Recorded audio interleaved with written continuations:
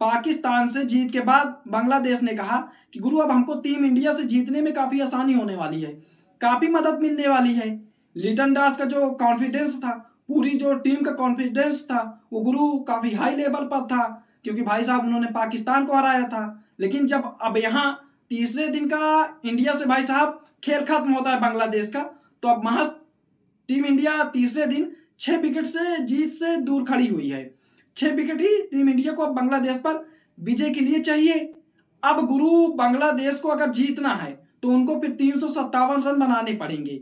Second inning में भी भाई साहब बांग्लादेश कुछ खास नहीं कर पाई और भाई साहब बांग्लादेश काफी निराश किया।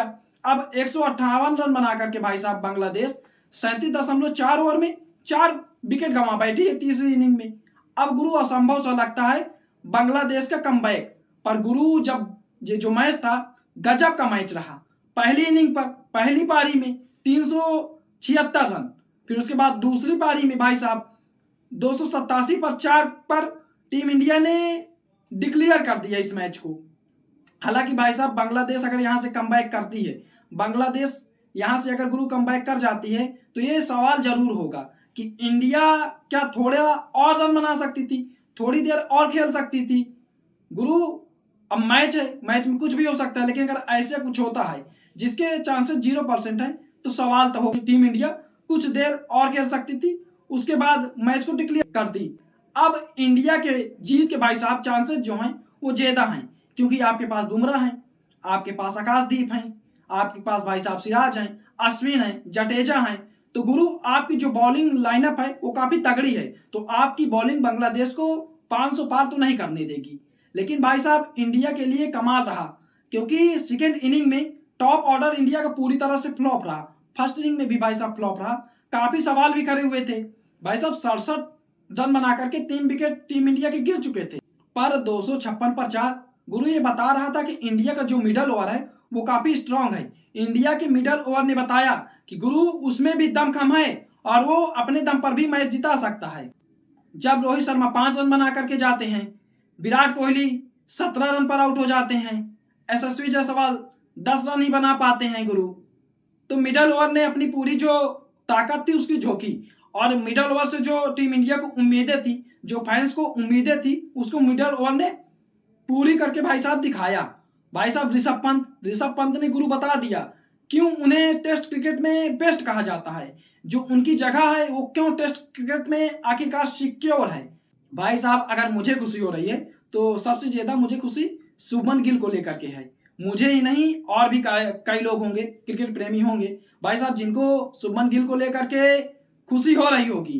काफी लोग शुभमन गिल को लेकर के खुशी होंगे, क्योंकि शुभमन गिल के पर काफी दिनों से भाई साहब रेड अलर्ट जारी था कि अगर शुभमन गिल टेस्ट क्रिकेट में परफॉर्मेंस नहीं करते हैं तो गुरु फिर वो बाहर हो सकते थे, क्योंकि भाई साहब गिल टेस्ट क्रिकेट में काफी डिसपॉइंट किया हुआ था। लेकिन आज गिल ने अपना जलवा जलाल किया और अपने हेटर्स को उन्होंने बताया कि गुरु टेस्ट क्रिकेट में आज भी उनकी जो जगह है वो फील है, गिल की जगह और कोई नहीं ले सकता है। गिल का भाई साहब ये टेस्ट में 5वां शतक था, पर अब नंबर 3 पर जो भाई साहब काफी लड़ाई थी कि नंबर 3 पर गिल चल नहीं रहे हैं, आखिर उनकी जगह कौन लेगा, तो नंबर 3 पर भाई साहब गिल ने बता दिया है कि अभी भी गिल की जो जगह है गुरु वो फिल है और गिल उसको फिल करने के लिए तैयार है। कोई दूसरा दूर दूर तक गिल के कंपेरिजन में अभी नहीं है। अब भाई साहब ऋषभ पंत की तो मतलब जितनी बड़ाई करनी चाहिए गुरु वो कम ही होने वाली है।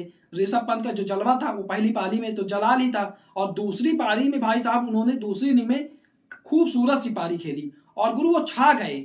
ऋषभ पंत गुरु छाए भी जब टीम इंडिया को सबसे ज्यादा उनकी जरूरत थी, जब टीम इंडिया 67 रन पर 3 विकेट पर थी, तब गुरु वो टीम इंडिया के लिए आते हैं, खूबसूरत सी पारी खेलते हैं, 109 रन बनाते हैं और महज 126 बॉलों पर, जिसमें भाई साहब उन्होंने 13 चौके लगाए और 4 लंबे लंबे छक्के मारे। भाई साहब सामने वाले कप्तान से भी कह रहे थे, वो मौज काटते हुए कहते हैं कि भाई साहब फील्डर आप यहाँ लगाइए, फील्डर आप वहां लगाइए, यार इधर कर दो उधर कर दो। काफी मौज उन्होंने काटा। गुरु अगर शुभमन गिल बेस्ट है तो ऋषभ पंत उनसे बेस्ट हैं। भाई साहब ऋषभ पंत ने वो कर दिया जो टेस्ट मैच में सब कोई नहीं कर सकता है। टेस्ट में ऋषभ पंत का तोड़ अभी तक टीम इंडिया के पास गुरु नहीं है। अब 514 रनों का लक्ष्य जो है टीम इंडिया ने बांग्लादेश को दिया था, अब बांग्लादेश ने गुरु शुरुआत तो ताबड़तोड़ की, शुरुआत अच्छी की, लाजवाब आकर के उन्होंने खेले, लेकिन फिर भाई साहब वही हुआ जिसको सबको लेकर के उम्मीद थी।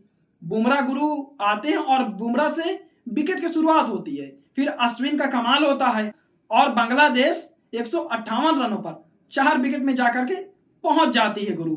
अश्विन भाई, अश्विन अन्ना क्या नहीं कर सकते हैं, जो चाहिए वो उनसे आप करवा लीजिए। पहली पारी में जब टीम इंडिया को सबसे ज्यादा रनों की जरूरत थी तब वो शतक आते हैं गुरु लगाते हैं, और दूसरी पारी में जब बांग्लादेश एक मजबूत स्थिति में थी, बांग्लादेश की एक पार्टनरशिप उभर रही थी, तब गुरु वो आते हैं और 3 विकेट निकाल के चले जाते हैं।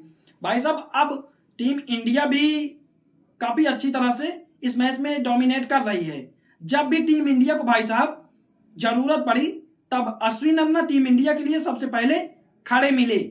अब भाई साहब इंडिया को महज 6 विकेट चाहिए बांग्लादेश पर जीत दर्ज करने के लिए, और बांग्लादेश को भाई साहब जीतने के लिए 357 रन चाहिए। अब 2 दिन भाई साहब बाकी हैं, ना तो गुरु ये मैच टाई होने वाला है, ना ये मैच जो है वो रद्द होने के चांस है। इंडिया के जीतने के गुरु जो चांस हैं वो भाई साहब अधिक हैं। अब बांग्लादेश भाई साहब कोई करिश्मा कर देता है, कोई करिश्मा करके दिखा देता है तो गुरु फिर कुछ और हो सकता है, नहीं तो ये जो मैच वो धीरे धीरे भाई साहब टीम इंडिया की तरफ जा रहा है, और टीम इंडिया धीरे धीरे इस मैच को जीतते हुए भाई साहब चैंपियंस ट्रॉफी की पॉइंट टेबल पर ऊपर जा रही है। अगर टीम इंडिया बांग्लादेश से मैचों को जीत लेती है तो भाई साहब फिर टीम इंडिया चैंपियंस ट्रॉफी के पॉइंट टेबल पर ऊपर चली जाएगी, और ये टीम इंडिया के लिए काफी अच्छा है, टीम इंडिया के चाहने वालों के लिए काफी अच्छा होगा। अब गुरु देखिए मैच है, कुछ भी हो सकता है, क्या होता है, आपको क्या लगता है, बांग्लादेश जीत दर्ज करेगी या फिर भाई साहब टीम इंडिया का जो जलवा है, जो दबदबा है वो बरकरार रहेगा, और जो 12 सालों का टीम इंडिया का रिकॉर्ड है अपने यहाँ कभी ना हारने का टेस्ट क्रिकेट में, वो गुरु बरकरार रहेगा। आप इसको लेकर के क्या सोचते हैं, अपनी राय कमेंट में जरूर दीजिए। अगर आपको वीडियो पसंद आया तो भाई साहब वीडियो को शेयर कीजिए, कमेंट बॉक्स में कमेंट कीजिए, अपनी राय जरूर दीजिए, और भाई साहब सबसे बड़ी बात यही है कि चैनल को सब्सक्राइब कीजिए और भाई साहब हमको सपोर्ट कीजिए।